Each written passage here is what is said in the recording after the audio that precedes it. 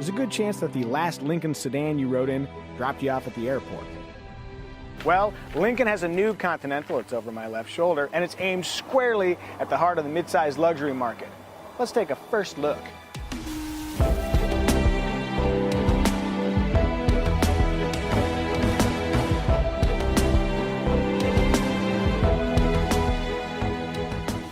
In person, the Lincoln Continental has a stately muscularity about it, fancied up with chrome trim and a big old grille.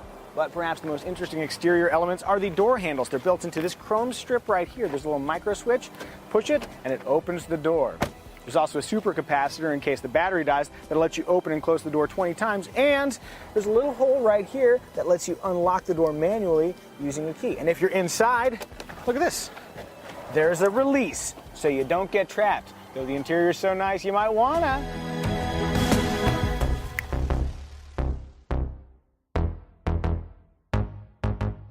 With the Chinese market in mind, Lincoln blessed the Continental with a really big back seat. But if pure spaciousness doesn't dazzle you, try the rear seating package.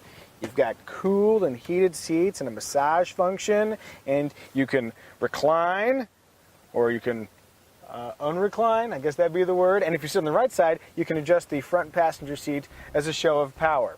All this is lovely, but actually, the real magic happens up front.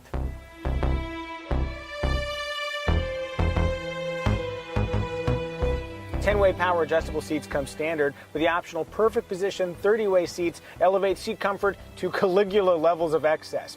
You've got multi-level lumbar support, bolsters on the bottom and the top, and then you can adjust the headrest here. There are individual thigh supports, because sometimes you just need your left thigh higher than your right thigh. With all this adjustability, there's a lot of options for making yourself comfortable, and yet, right here in this spot that divides the lower and the upper part of the seat back, there's this seam, and I find it pretty uncomfortable.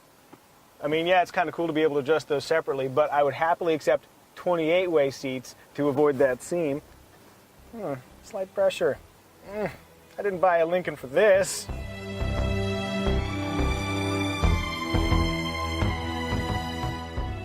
The interior is more than the sum of its seats, though. Material quality is really quite nice. You've got this lovely stitching, real wood, and a lot of soft materials. Visually, it's a fairly restrained design, but overall, everything feels nice.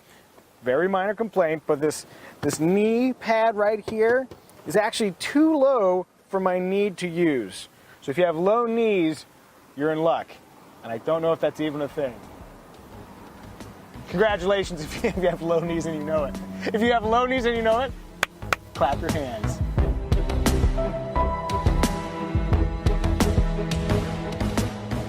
Mounted front and center is the same Sync 3 infotainment system that we really like in all the other cars we've driven it in. It works great here in the Lincoln Continental, but it's best enjoyed with the optional 19-speaker Revel audio system. Let's listen to the demo while the camera slowly pans over to the right, getting those sweet speaker grills that are inspired by the Beatles' Here Comes the Sun. Dootin' doo-doo.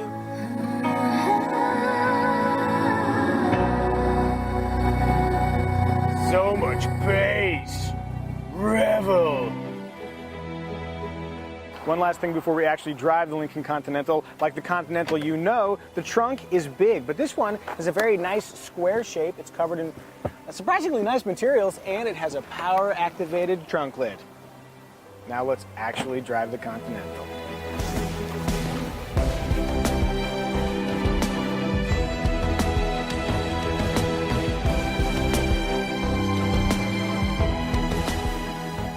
Powering this particular car is the top-of-the-line 3-liter turbocharged V6, 400 horsepower and 400 pound-feet of torque. It's as quick as you'd expect.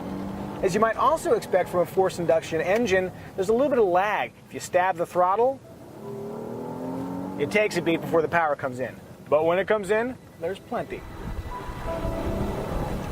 Power from the engine makes its way to the ground via a 6-speed automatic transmission, and in this car, an all-wheel drive system with a torque vectoring rear differential. Because no good can come from sending 400 horsepower through just the front tires unless you're both fast and furious, which I am. I'm coming for you, Toretto. Ooh!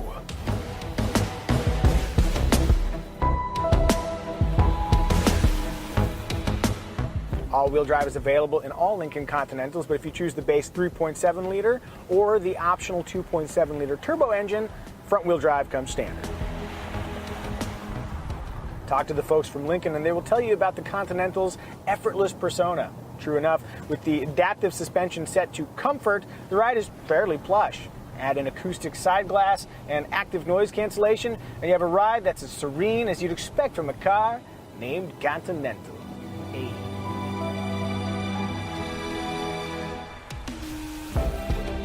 Well, I wouldn't say it's sporty. The Lincoln Continental does steer pretty well, and it is pretty quick. I mean, if you are motivated, you can definitely keep up with that Prius C in front of me. More than that, the available adaptive steering system speeds up the steering at slow speed, actually reducing the number of turns lock to lock, so you can make very quick U-turns, and then slows it down on the freeway for stable driving.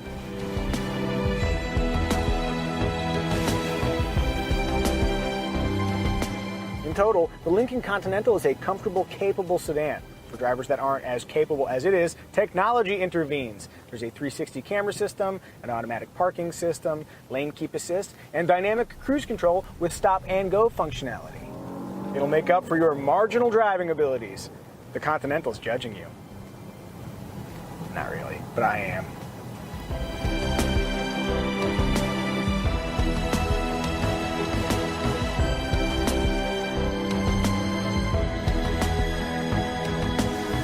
If you like what you see, be prepared to cough up $45,000 for a base model and $80,000 or so for a top-tier black label Continental. Will the Lincoln Continental replace the Audi A6 and BMW 5 Series as the mid-sized luxury sedan of record? Maybe, maybe not. At the very least, looks like rides to the airport just got a little more stylish.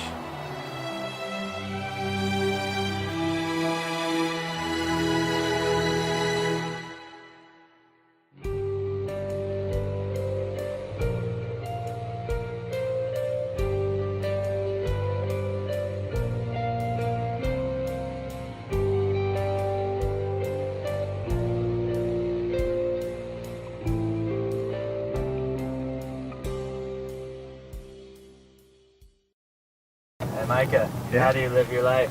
I don't know. I mean, the measure of distance, obviously. I think the way to measure your life is probably a quarter mile at a time. Yep. Yeah, that feels right. That feels right.